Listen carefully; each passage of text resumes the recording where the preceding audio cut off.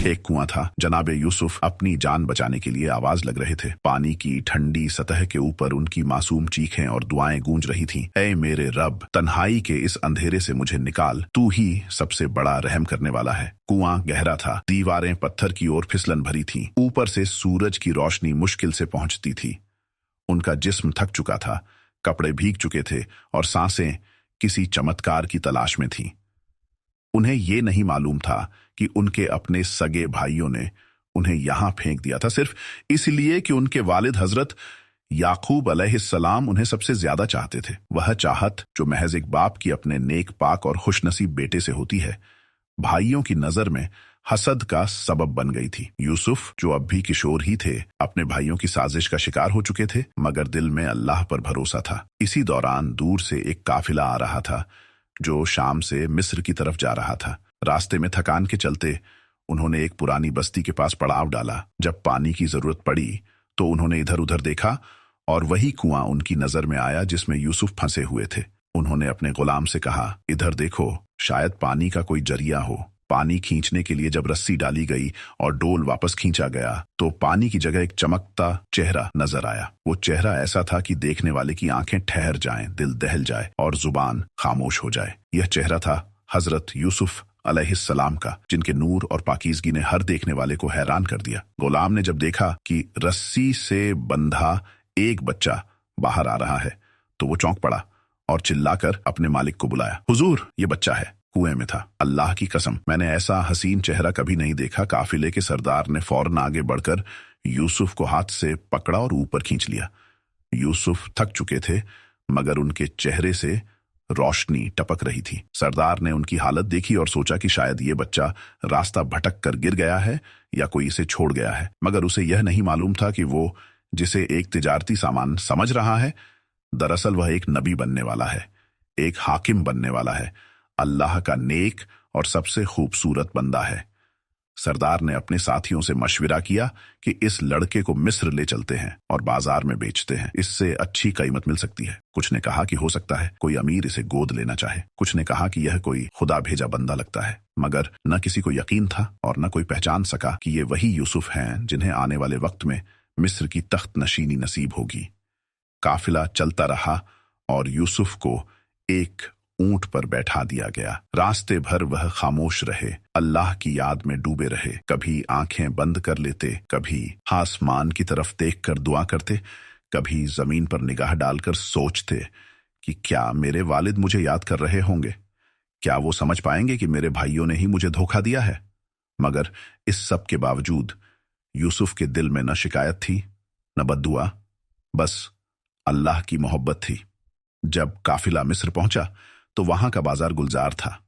ऊंचे महलों और संगमरमर की दीवारों के बीच गुलामों और तिजारती माल की मंडी सजती थी।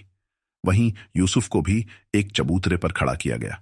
उनके बदन पर मामूली कपड़े थे मगर चेहरा ऐसा था कि हर आने वाला ठहर जाए। बाजार के लोग हैरान थे। ये कौन है? किसी ने पूछा। गुलाम लगता है, मगर देखो इसके चेहरे की रोशनी, दूसरे ने कहा। नहीं, ये आम बच्चा नहीं, ये तो कोई शाही खानदान का लगता है, एक और बोला। मगर गुलामी की जंजीरें कभी चेहरों से नहीं पहचानी जाती और यूसुफ की किस्मत इस वक्त उन्हें एक नई आजमाइश में डालने वाली थी। जब बोली लगनी शुरू हुई तो अमीरों और सरदारों ने भारी रकम की पेशकश की। एक तरफ मिस्र का वजीर ए आजम अजीज भी मौजूद था, जो यूसुफ की मासूम सूरत और किरदार से इतना मुतासिर हुआ कि सबसे ऊंची कीमत लगाई और यूसुफ को खरीद लिया। वह उन्हें अपने महल में ले गया और बीवी जुलेखा से कहा, इस लड़के का बहुत ख्याल रखना, हो सकता है कि ये हमें किसी दिन फायदा दे या शायद हम इसे अपना बेटा बना लें। और इस तरह यूसुफ, जो कल तक कुएं में थे, आज मिस्र के एक शानदार महल में दाखिल हुए। मगर वह दिल से अब भी उसी अल्लाह के बंदे थे जो कुएं में उन्हें पुकार रहे थे और जो जानते थे कि हर दर्द, हर मोड़, हर सौदा अल्लाह की मर्जी के तहत ही है। जब यूसुफ अलैहिस्सलाम को अजीज मिस्र ने खरीदा और अपने महल में दाखिल किया तो उस दिन मिस्र की जमीन पर एक नया दौर शुरू हो गया। ऐसा दौर जिसकी बुनियाद अल्लाह के एक नेक बंदे की पाकीज़गी, हुस्न और रब पर मजबूत ईमान पर रखी गई थी।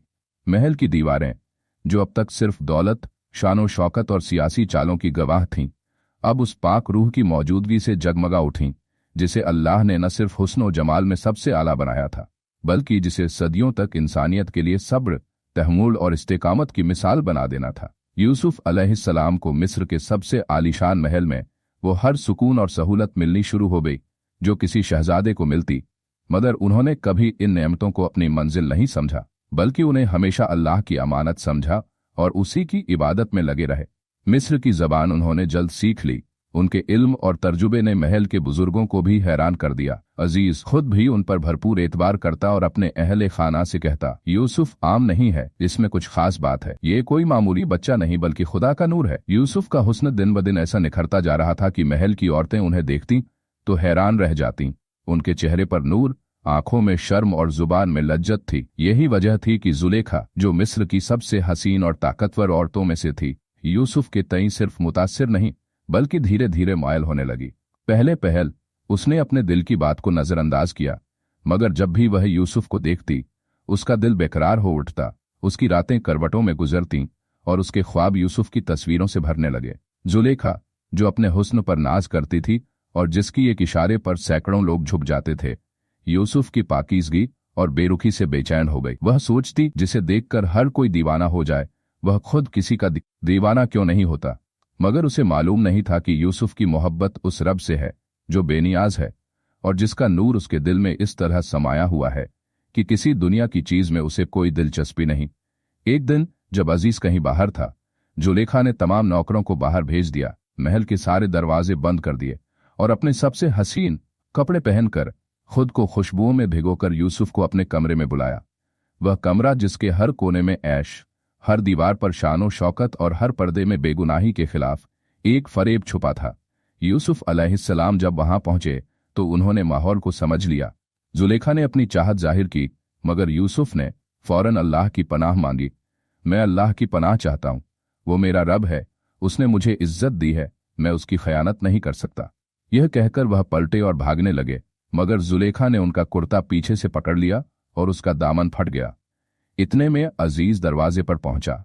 दोनों को देखकर चौंक गया। जुलेखा ने फौरन बात पलटते हुए यूसुफ पर इल्जाम लगा दिया कि इसने मुझ पर बुरी नजर डाली, मगर यूसुफ ने सच बयानी करते हुए कहा, उसने मुझ पर जोर डाला और मैं भाग निकला।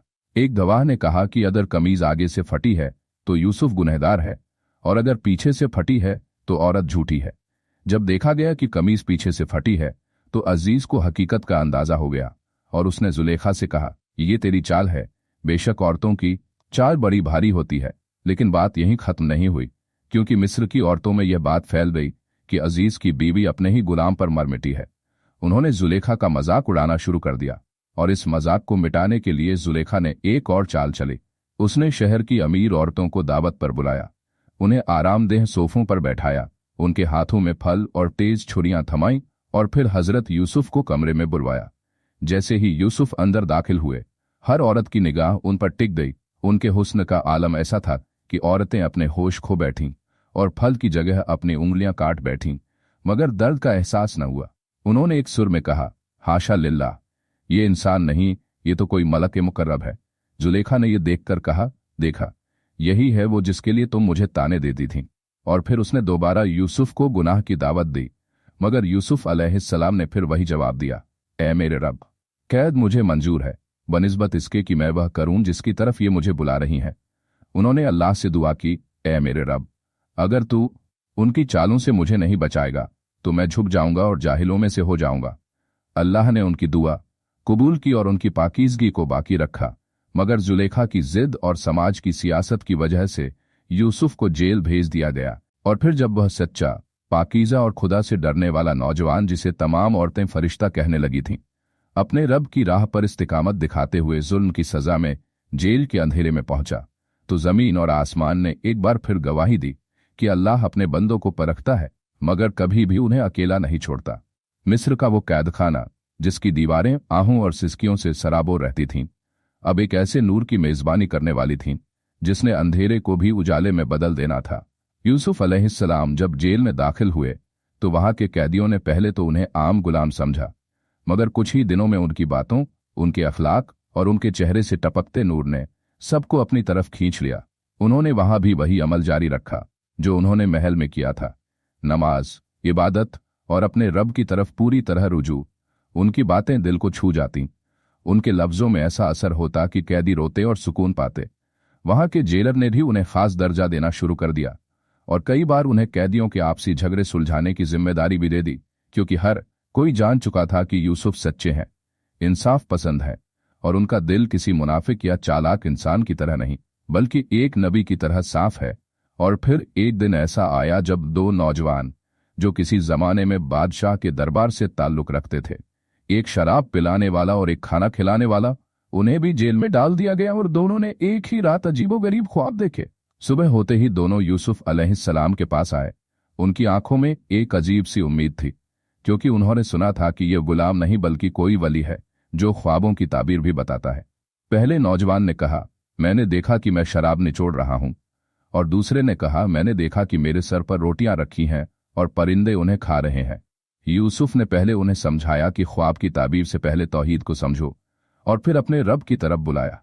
उन्होंने कहा, तुम जो खाना खाने से पहले पाओगे मैं उसकी खबर भी तुम्हें दे दूंगा, मगर ये इल्म मेरा नहीं, यह उस रब का है जिसने मुझे सिखाया।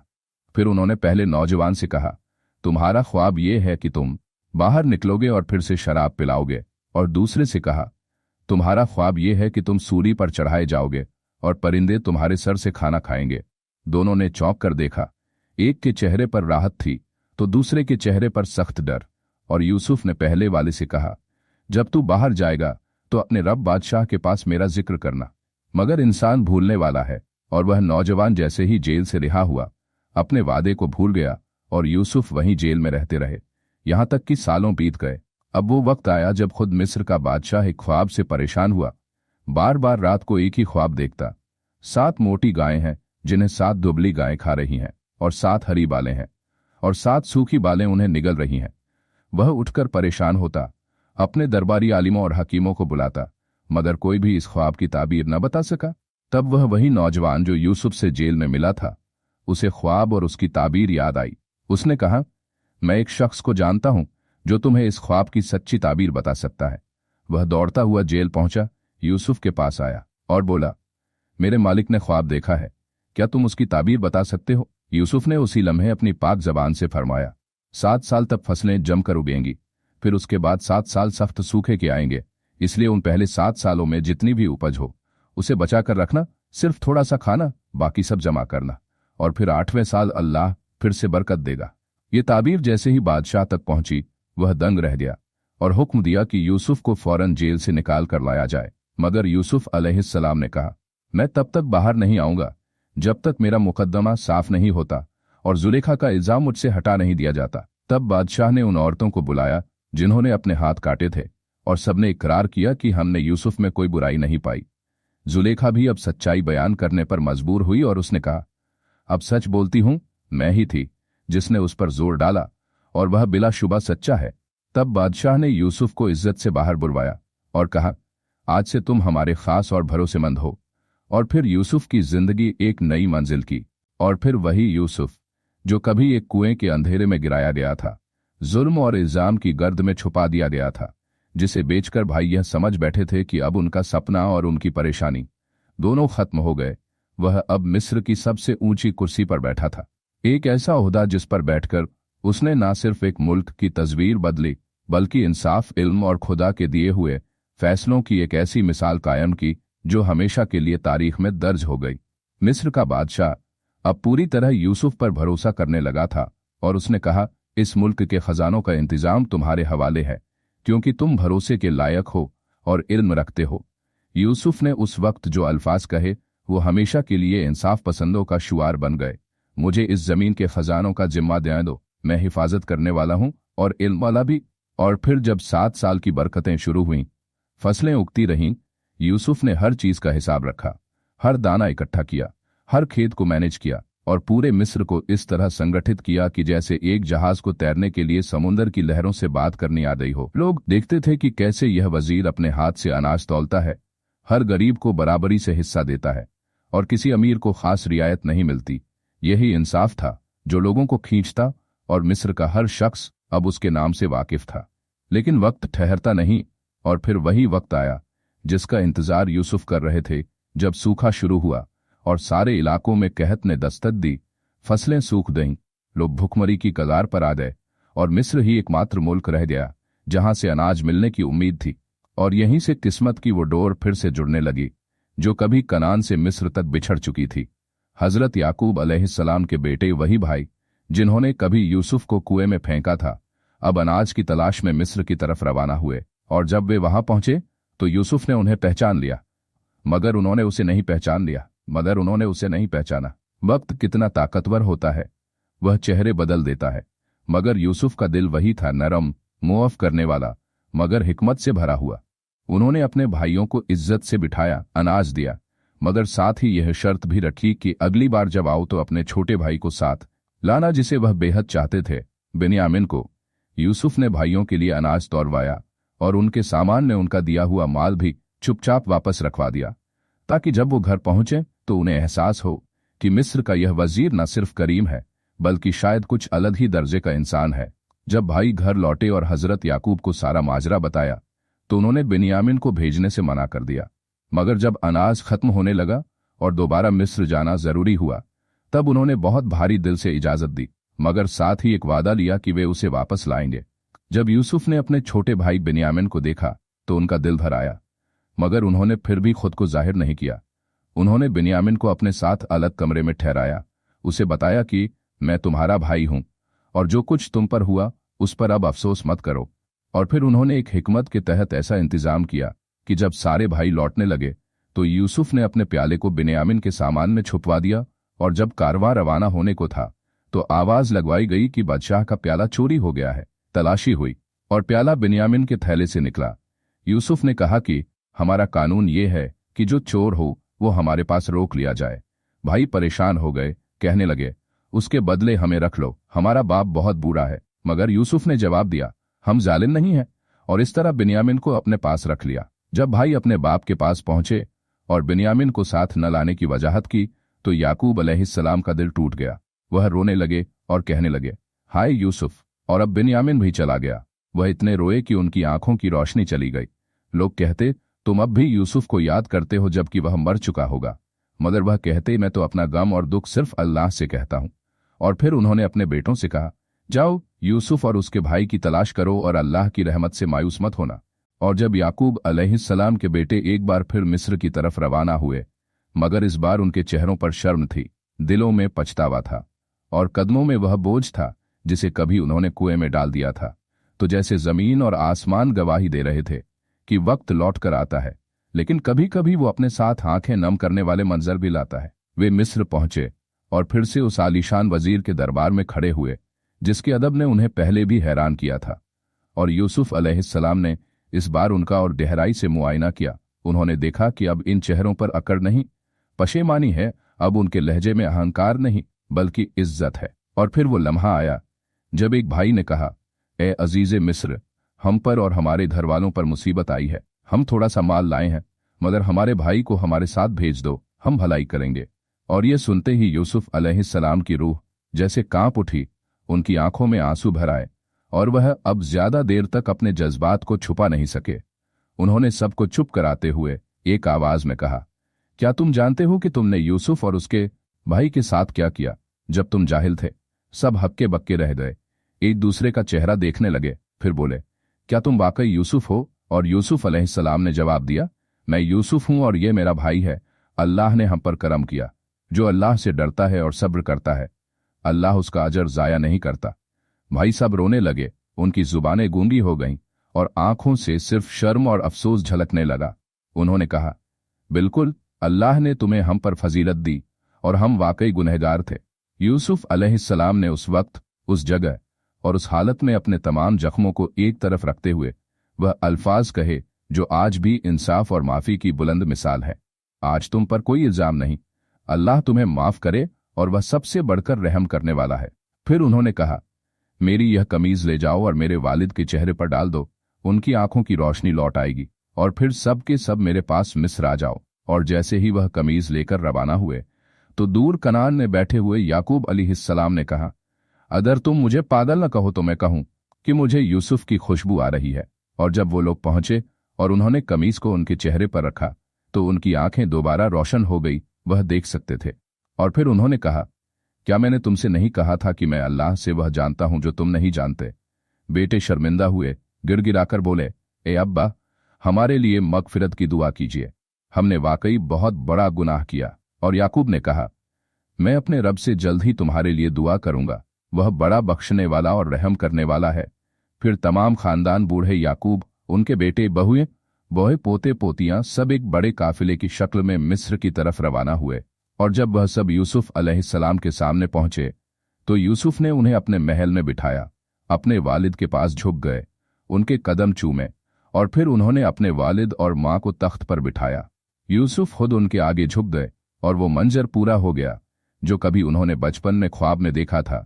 11 सितारे, सूरज और चांद उन्हें सजदा कर रहे थे और उन्होंने कहा, ए मेरे बाप, यह वही ताबीर है मेरे उस ख्वाब की जो मैंने पहले देखा था। मेरे रब ने उसे सच कर दिखाया और मुझे जेल से निकाला और आपको बस्ती से लाया। बेशक मेरा रब अपने कामों में बड़ा महीन और हिकमत वाला है। और फिर उन्होंने अपने रब से एक लंबी और मोहब्बत भरी दुआ की जिसमें कहा, ए मेरे रब, तूने मुझे हुकूमत दी और ताबीर अहादीस सिखाई।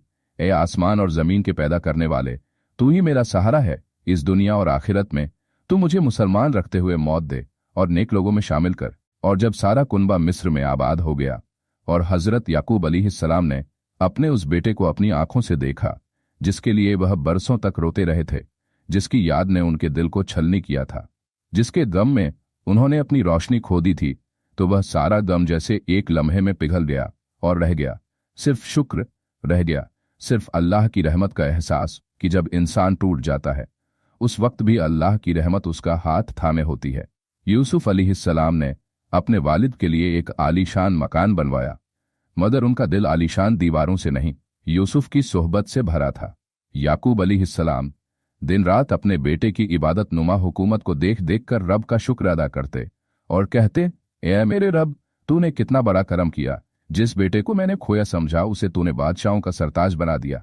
मिस्र की फिजा अब और भी नर्म थी, वहां अब ना कोई भूखा था ना कोई बेसहारा।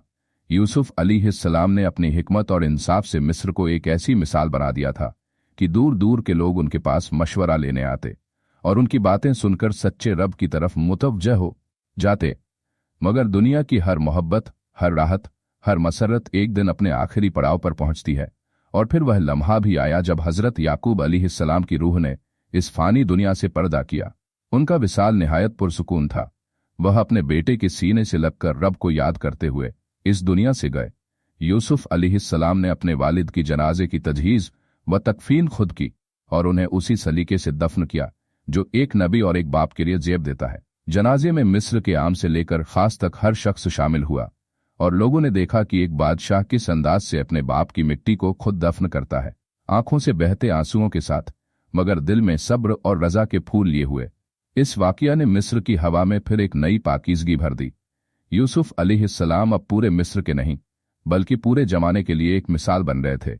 उन्होंने बरसों तक हुकूमत की, मगर उनकी सादगी, तवाजुन और अल्लाह से डर वही रहा जो पहले दिन था। वह हर दिन सुबह अपने महल की बालकनी में आते और नीचे इकट्ठे हुए लोगों से कहते, ऐ लोगों, आज तुम्हारा दिन सिर्फ दुनिया के लिए नहीं अपने रब को याद करने के लिए भी है। और लोग उनकी आवाज को सुनते हुए गुनगुनाते और कहते, ये वही यूसुफ है जो कभी कुएं में था और आज सबका रक्षक है। उन्होंने हमेशा इंसाफ को सबसे ऊपर रखा, हर मामले में खुद को जवाबदेह समझा और अपने फैसलों में कभी जाती मसलहत को नहीं आने दिया। जब कभी कोई दुश्मन मुल्क मिस्र पर बुरी नजर डालता तो यूसुफ की रणनीति और रब पर भरोसे से वो खतरा मिट जाता। उनकी हुकूमत में एक नई नस्ल बड़ी हुई, वह नस्ल जो याकूब अलैहिस्सलाम की औलाद थी, मगर अब मिस्र की जमीन पर पल रही थी।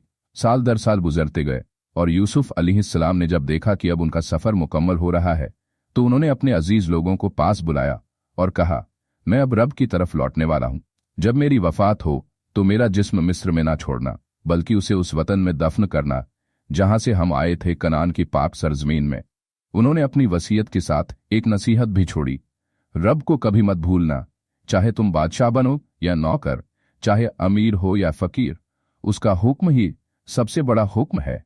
और फिर एक रात जब आसमान सितारों से भर गया था और पूरी मिस्र की हवा में अजीब सी खामोशी थी, यूसुफ अलैहिस्सलाम की रूह अपने रब से जा मिली।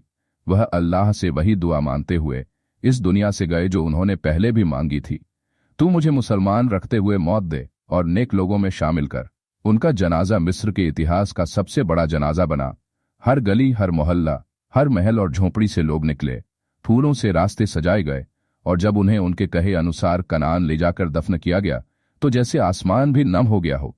और यूं यूसुफ अलैहिस्सलाम की जिंदगी का वह सफर जो एक कुएं से शुरू हुआ था, एक नबी के मकाम पर खत्म हुआ, मगर उनकी कहानी, उनका सब्र, उनकी हिकमत, उनकी दुआएं वो आज भी लोगों के दिलों में जिंदा है। जब यूसुफ अलैहिस्सलाम इस दुनिया से रुखसत हुए तो उनके बाद कुछ समय तक बनी इस्राएल के लिए मिस्र में सब कुछ आसानी से चलता रहा। मिस्र की जमीन पर उनकी मौजूदगी अब एक सम्मान बन चुकी थी और लोग उन्हें यूसुफ अलैहिस्सलाम के वारिसों की तरह देखते थे, एक ऐसी कौम के तौर पर जो कभी अजनबी थी मगर अब मिस्र की धड़कनों में शामिल हो चुकी थी। यूसुफ की छोड़ी हुई मोहब्बत और इंसाफ की यादें लोगों के दिलों में ताज़ा थीं और उनके जाने के बाद भी सालों तक लोग उनके नाम से बरकत की दुआएं करते रहे। बनी इस्राएल की आबादी बढ़ने लगी, उनके घर बसने लगे, कारोबार फलने लगे और एक पूरा समाज बना जिसने मिस्र के अंदर रहकर भी अपनी पहचान, अपना ईमान और अपनी तहजीब को बरकरार रखा। लेकिन वक्त के साथ वो लोग जिनकी आंखों ने यूसुफ को देखा था वो एक एक कर दुनिया से चले गए। जो नस्लें आईं उन्होंने सिर्फ किस्से सुने कुएं से तख्त तक के और एक नेकबख्त नबी के जो बादशाह भी था और बंधुआ भी, मगर जैसा होता है यादें जब ताज़ा न हो तो दिलों से असर खोने लगती हैं। और यही हुआ। मिस्र में एक नया दौर शुरू हुआ, एक नया बादशाह आया और इस नए फिरौन को यूसुफ का कोई इल्म नहीं था।